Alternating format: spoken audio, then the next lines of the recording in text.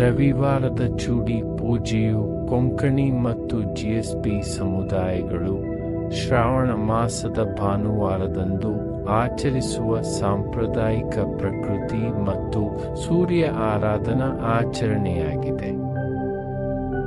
ಮಹಿಳೆಯರು ಕನಿಷ್ಠ 5 ಬಗೆಯ ಕಾಡು ಅಥವಾ ಔಷಧೀಯ ಎಲೆಗಳು ಮತ್ತು ಋತುಮಾನದ ಹೂವುಗಳನ್ನು ಎಲೆಯಲ್ಲಿ ಕಟ್ಟಿ ಸಣ್ಣ ಹೂವಿನ ಗೊಂಚಲುಗಳನ್ನು ಅಂದರೆ ಚೂಡಿಗಳನ್ನು ತಯಾರಿಸುತ್ತಾರೆ ಮತ್ತು ಮನೆಯ ಅಂಗಳದಲ್ಲಿರುವ ತುಳಸಿ ಕಟ್ಟೆಯ ಮುಂದೆ ಬಾಳೆ ಎಲೆಗಳ ಮೇಲೆ ಚೂಡಿಗಳನ್ನು ಇರಿಸಿ ಅವುಗಳನ್ನು ಅರಿಶಿನ ಮತ್ತು ಕುಂಕುಮದಿಂದ ಅಲಂಕರಿಸಿ ಪ್ರಾರ್ಥನೆ ಸಲ್ಲಿಸಿ ಅಗರಬತ್ತಿ ಹಚ್ಚಿ ಆರತಿ ಮಾಡಿ ಮತ್ತು ಸಿಹಿ ತಿಂಡಿಗಳು ಅಥವಾ ಹಣ್ಣುಗಳನ್ನು ಪ್ರಸಾದವಾಗಿ ಅರ್ಪಿಸಿ ಚೂಡಿಗಳನ್ನು ತುಳಸಿಗೆ ಅರ್ಪಿಸಿ ಸೂರ್ಯ ದೇವರನ್ನು ಪ್ರಾರ್ಥಿಸುತ್ತಾರೆ ಮತ್ತು ಮುಖ್ಯ ದ್ವಾರ, ಮನೆಯ ಬಾವಿ ಅಥವಾ ತೆಂಗಿನ ಮರಗಳಂತಹ ಪವಿತ್ರ ಸ್ಥಳಗಳ ಬಳಿ ಚೂಡಿಯನ್ನು ಇರಿಸಿ.